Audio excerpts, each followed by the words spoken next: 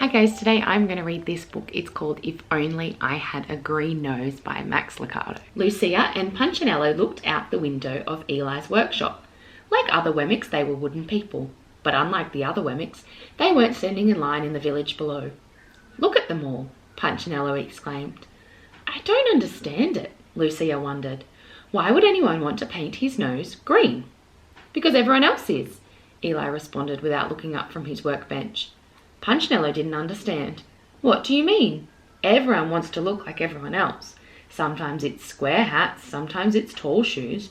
Why, last year the big thing was yellow ears. Now it's green noses. Everyone wants a green nose." "Does the green nose make them smarter?" Punchinello asked. "No." "Does a green nose make them stronger?" "No." "Does it make them faster?" "No." "Then what does a green nose make them?" Eli looked up and smiled. "Greener." But his smile left as soon as he looked out the window at the long line of Wemmicks. "They think they'll be happier if they look like everyone else, but I made them different on purpose. Freckles, long noses, bright eyes, these were my ideas. Now they all want to look the same." "Not me," said Lucia. "I'm happy just the way you made me." "Me too," agreed Punchinello. "I don't need a green nose to feel special." Then he paused and looked at the village. "But I would like to see how a green nose looks up close. Want to go?" Eli smiled as the two stood to leave. "Just remember, I made you different on purpose," he told them. From street level, the line looked even longer and the noses even greener. Lucia and Punchinello worked their way to the front of the crowd and watched as one Wemmick after another stepped into the nose-colouring store and came out painted. "It's the latest thing," barked a Wemmick on the sidewalk. "Don't be the only Wemmick with a plain nose." "Who is that?" asked Punchinello. "I don't know," Lucia shrugged.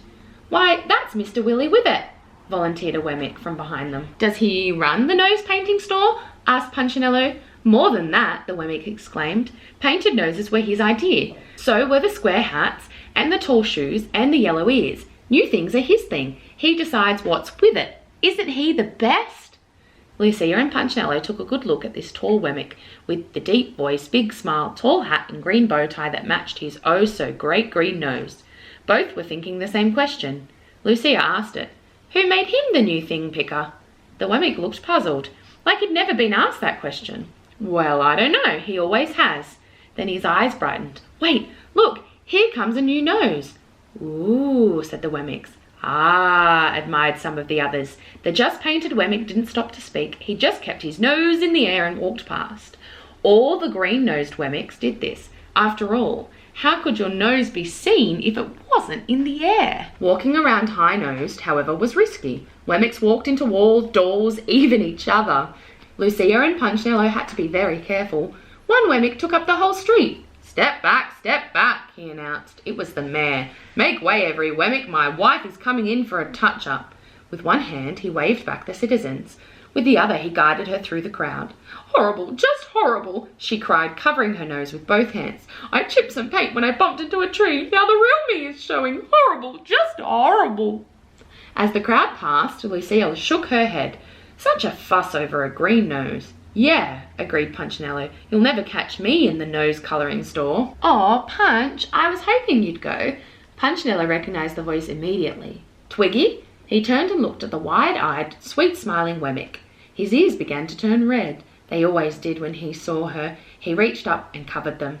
"Why don't you paint your nose, Punch? I painted mine.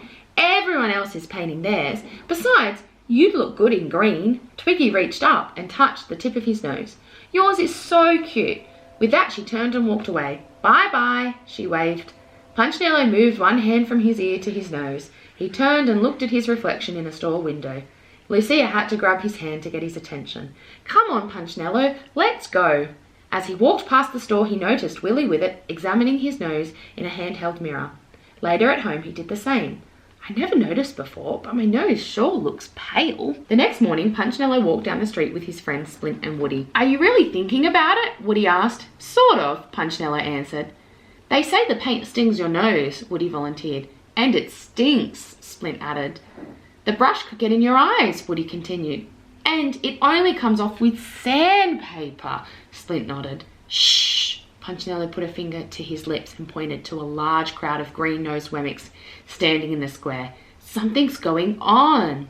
The mayor was standing on a platform. His wife, nose freshly painted, and Willie with it were on either side of him. "Welcome one and all to the first meeting of the Nosy Wemmicks Club," he announced. "Your glistening green sets you apart as a With-It Wemmick." As if on cue, Wemmicks began stroking their noses. "You are classy, you are keen, you are awesome, you are green." Proud of his poetry, the mayor smiled and the Wemmicks applauded. "We owe it all to Willie With-It," he shouted over the noise. "The pioneer of the painted snout." Everyone applauded even louder. "People love me because of you," one shouted. "I have more friends," cried another. "With a green nose, I am a better Wemmick," exclaimed a third. The mayor hung a medal around the neck of Willie With-It. "You have changed the face of Wemmicksville. We salute your brilliance. Without you, we'd all look like..." The mayor paused, looking for the right word. Then he saw Punchinello and his friends. Pointing in their direction, he declared with a scornful laugh, "Them." Everyone else laughed too. Punchinello and his two friends lowered their heads and covered their noses. "Let's hear it for Willie With-It," shouted the mayor, "the Wemmick who discovered the cure for the common nose." As the townspeople shouted and applauded, Woody, Splint, and Punchinello quickly turned and walked away. They didn't stop until they stood in front of the nose-colouring shop. Within a matter of minutes, all three were painted and walking down Wemmick Lane. "Hey, Punchinello," asked Splint, pushing his nose upwards. "Am I doing it right?" Punchinello didn't look. "I can't see you, Splint. If I turn, my nose won't be in the air." "Whew, this is tough work," Woody added. "Not only do you have to get painted, but you have to walk weird." "Yeah, but doesn't it feel great to be with it?" Punchinello asked. And for a few days, it did. They hung out with other green noses and made weekly visits to the nosoculist for a nose polish. They bought nose gloves for cold days and nosebrellas for rainy ones. All three read Willie With-It's new book, Winner by a Nose. Most of all, they enjoyed looking down their noses at the unpainted Wemmicks. One day, when they were feeling especially smug, Splint said to Punchinello, "I just can't imagine who wouldn't have a green nose." Punchinello agreed. "Anyone without a green nose is so..." "So what?" a voice interrupted. It was Lucia. Punchinello was embarrassed.